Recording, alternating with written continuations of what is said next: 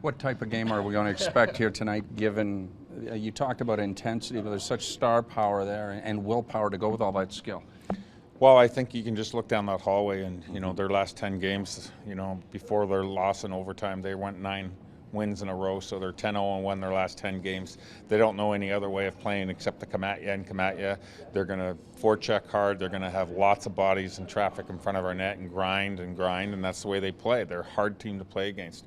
From our side of it, we've given ourselves the challenge of that 7-game series and playing the playoffs. We're up 3 games to 2. This is a great place to go in and test ourselves, and so I'm hopefully looking forward to a really good, intense match. The physicality and forecheck that the Leafs saw against Boston, might this be a little similar here tonight? Well, they're going to play that way. They, as I said, they don't know any other way to play, so if you're not prepared to play the same type of game, it could be a long night. So I think our guys all should be up for it and get ready for a good match that's going to be going both ways and physical, and I think we can meet that challenge. What have you seen from Casey Bailey? Is he progressing game by game, or is there hiccups with this NHL experience? How have you evaluated him? He hasn't played a lot of minutes, in those games, but when you watch where he is on the ice and what he's doing on the ice, he's not out of place. Like, he knows where to go, and he's intelligent enough to be in the right places and so forth. And this is a good lesson for him to feel where he is and go on. I'd like to, if there's an opportunity to play him more in some situations, we'll see how that goes. But it's a big jump to go from college and bypass the American Hockey League and go right to the NHL. So I'm sure this is a thrill for him.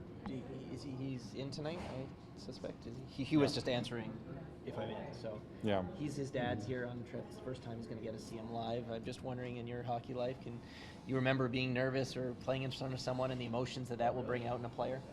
Yeah, I mean, everybody has their own internal pressures that they come from, and how they channel that is kind of different for most people.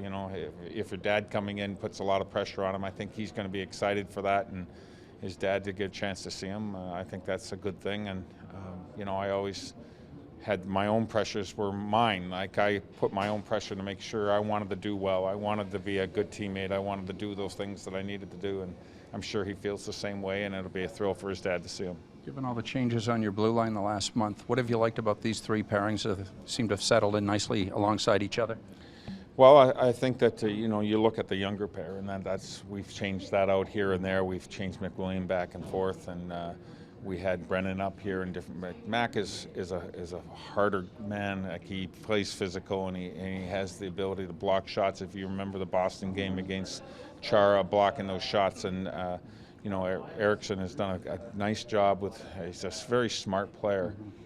There's areas of the game we'd like him to continue to progress with, but he's a very smart player, and you can see that. And the 2 young guys, we wondered about where that was going to be. I'm calling Gardner a young guy, but him and Morgan have paired up very well. I think that they've meshed in and done a very good job with each other, and I think Brew and Dion have got some chemistry there as well. What's their challenge in learning to run a power play, Morgan and Jake, as they age?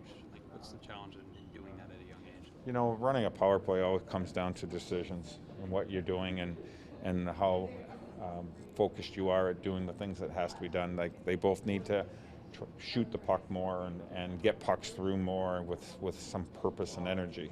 A lot of players wait and look and think, and that's the decision, right? You've got to know what you're going to do before it happens, and sometimes get pucks through is the simplest play, is the best play. There's also times when you need to know where to move the puck and move it quickly and firm and crisp, and all those things are lessons that these guys are going to go through and listen. They're both good skaters, and they both can manage that part of the game, but it's the decisions with the puck. Well, what was the evolution like with Suter maybe in Nashville as far as growing into that type of role? Well, I mean, Suits has gone through his past pains too, but he spent 1.5 years in the minors. He also didn't play 1 game in the first year we made the playoffs. He sat in the stands, and there's a transition for the superstars of the league. He didn't like it, but it happened, and he's a one heck of a hockey player, as we all know right now. But he's so smart, and I still consider him one of the most underrated defenders. Like, he's so efficient with what he does, and we'd like that efficiency to go into our players too. He's smart with the puck. He has a great stick. He sees the ice very well, and that's all the things that young players need to progress to. Peter, you've been watching these other playoff races play out, and is it exciting, or do you tune that out? Oh, I think it's great. I think this is the best time of year. This is the most exciting part of hockey. Is you play all year long, and it's hard to go through 80 games. But when you get down to this point, this is what we all get excited about. And watching the races rate go down. I mean, Boston and Ottawa fighting for that spot, and you look at the other side with LA losing a game to Edmonton last night, and what that does to them, having to win out and to where everybody else is in that standings. And then once you get in there, you get the matchups, and that gets excited too when you see it. So I think we all play all year long for one reason, to get in there and to manage yourself and go in at the right type of way. You want to come in focused and playing your best hockey. And once you get there, that's what you really play for, is the playoffs.